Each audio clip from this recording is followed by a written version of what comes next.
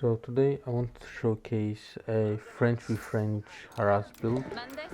This is a pretty decent build. I borrowed it from a very good player.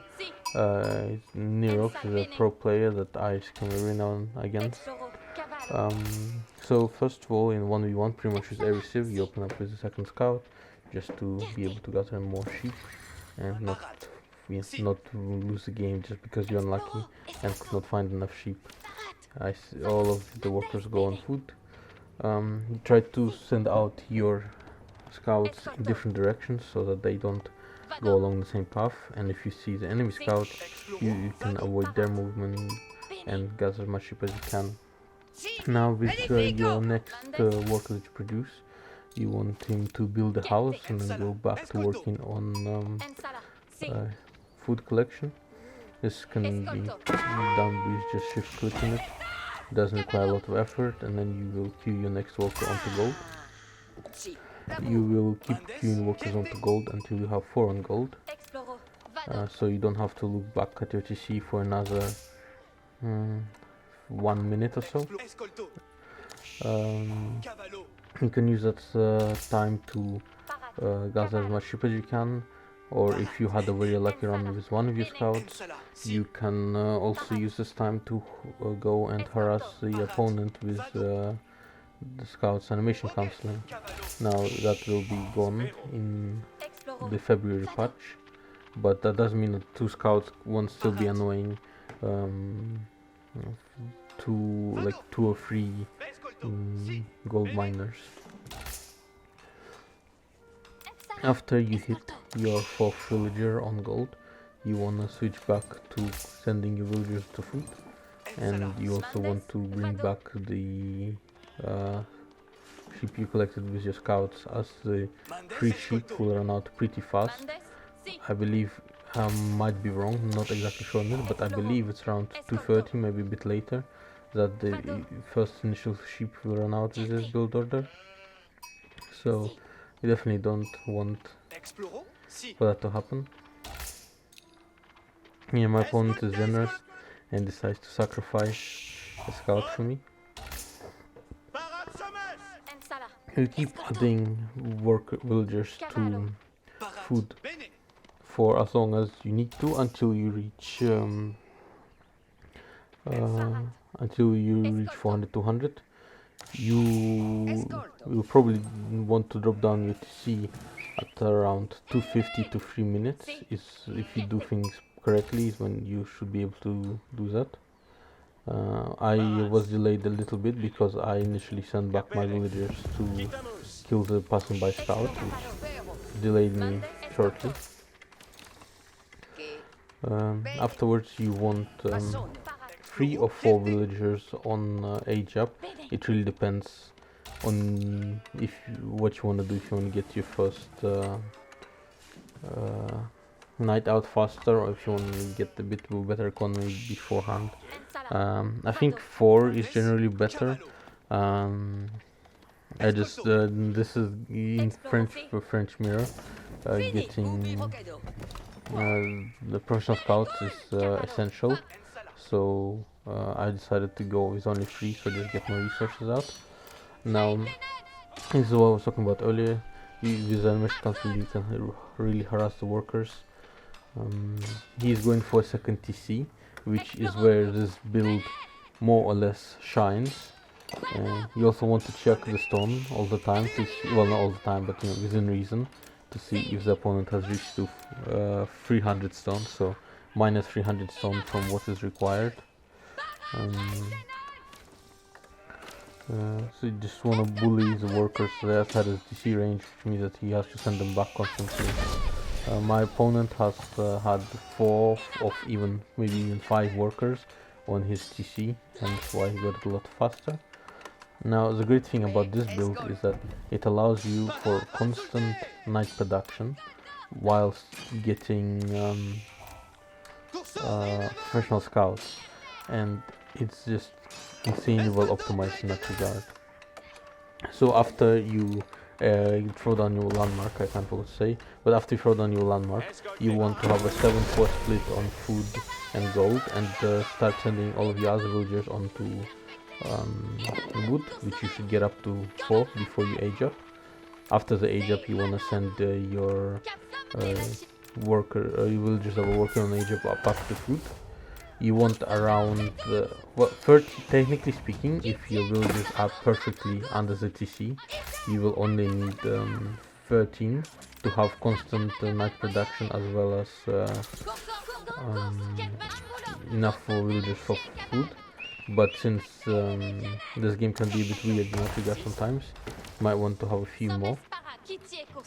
Here, as soon as you age up, you want to grab professional scouts and start making knights as soon as you can. I did miss micro here a bit and lost my scout, but how long until 90 seconds to see is great for me.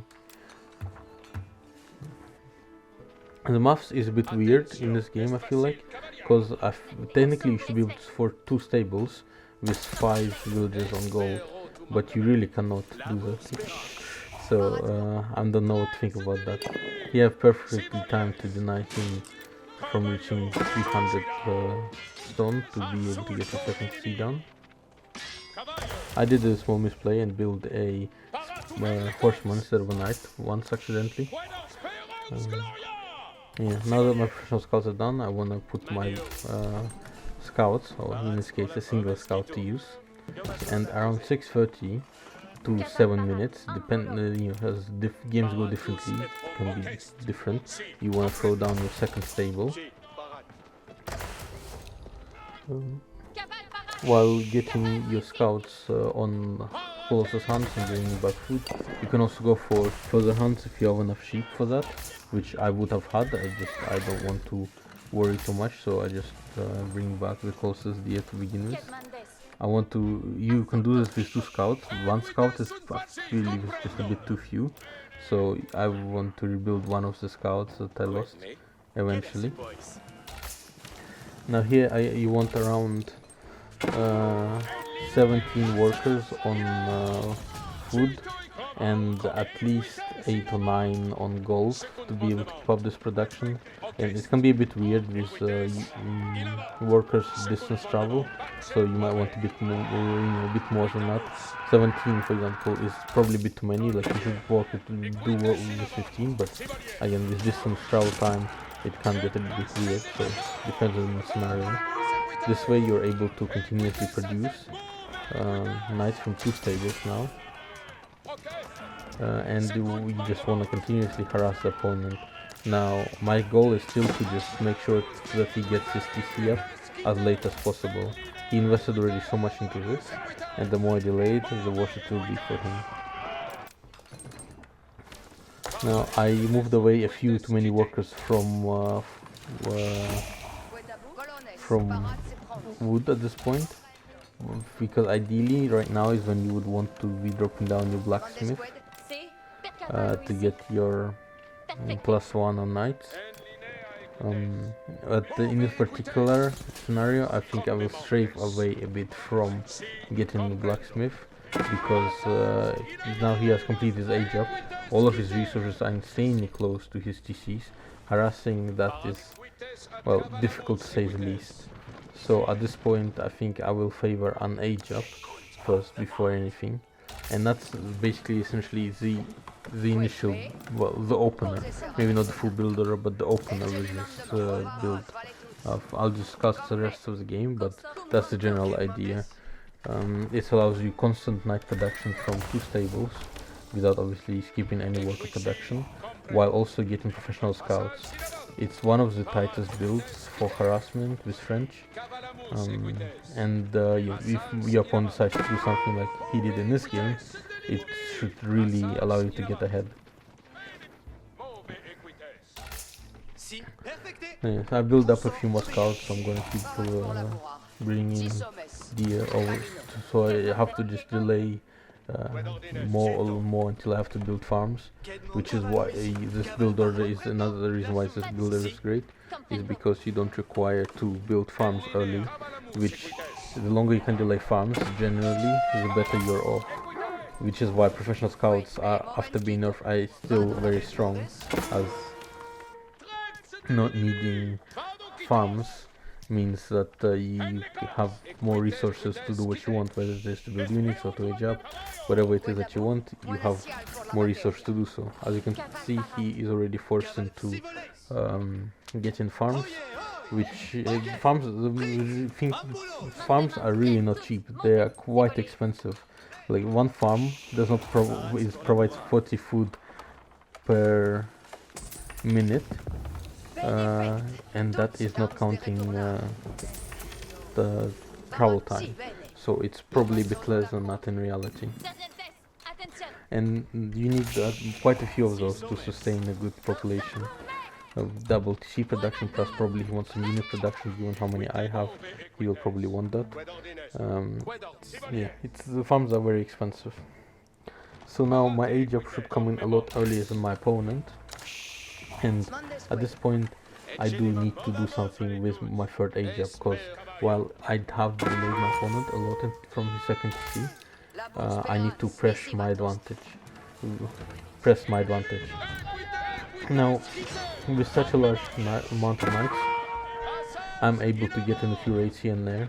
So the amazing part about French knights is that they heal back up, so you can keep doing run-bys over and over again, and essentially as long as you don't lose a knight, you're not punished in any way.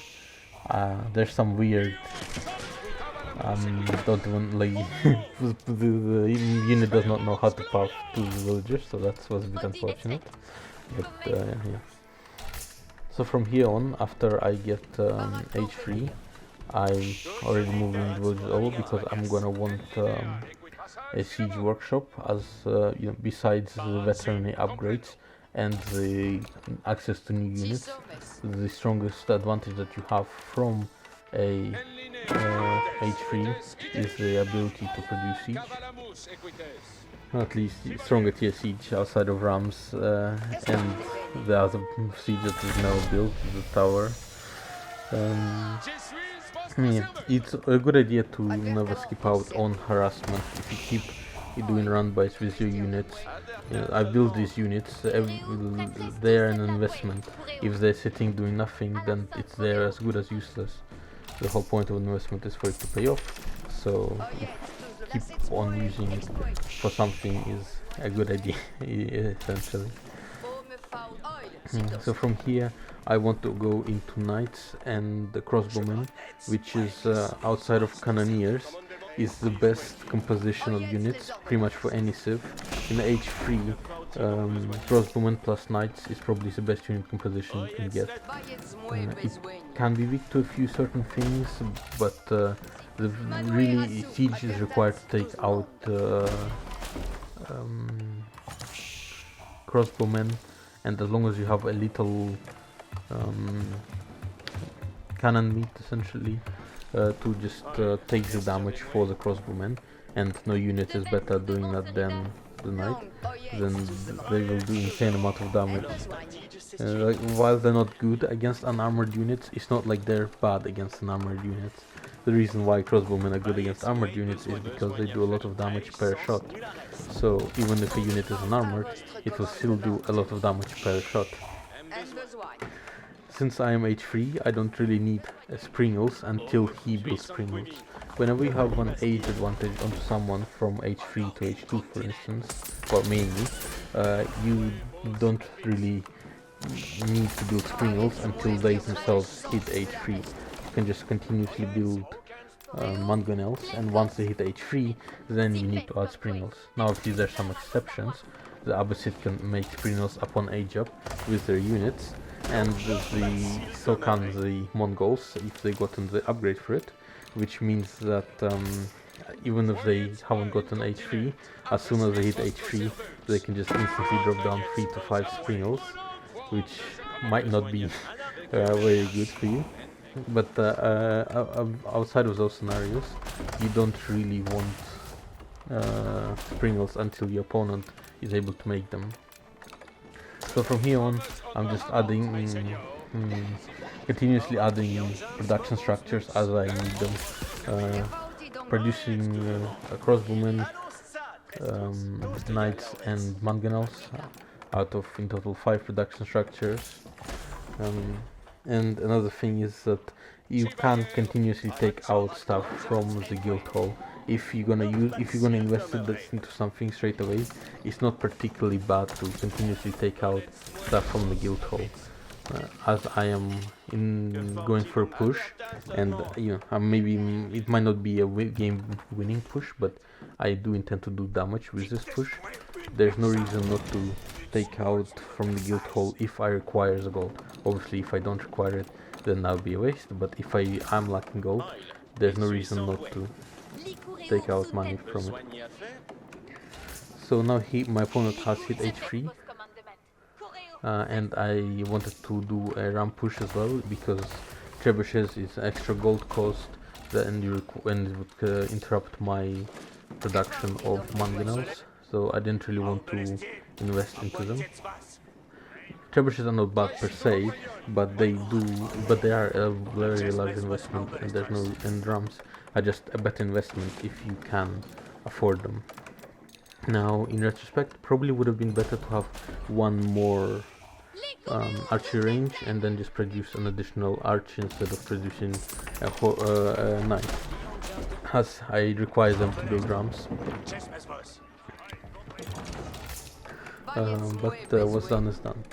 So now that my opponent is free, I am adding in Springles. I see that his army is not the greatest. I still haven't also built a single farm, which is at the 16-minute mark. I still don't have a single farm, which is really good for me. My opponent's army will be way smaller than mine. Not only will he have less siege, as he only got into H3 recently, he will just have way less resources to invest into army, comparatively speaking, as I don't believe he went for professional scouts, and I stole already half of his mirror when he started him up. He's run out of gold, so he had to move up to get gold from this other gold mine. To be fair, probably would have been good to just use my mangonels to just kill the workers earlier than I did now. It would have been great to do that earlier. But yeah, at this point the game is pretty much over. My opponent, whenever in a French mirror, your opponent is forced to build spearmen, it's quite often meaning that the game is close to over. Especially when that number of spears is so small that you can overpower them within it. This is pretty much it. I'm gonna be posting videos like that every now and then on some sieves that I play, which I play quite a large number of sieves on my favorite build orders. Hope this helps you, and see you tomorrow.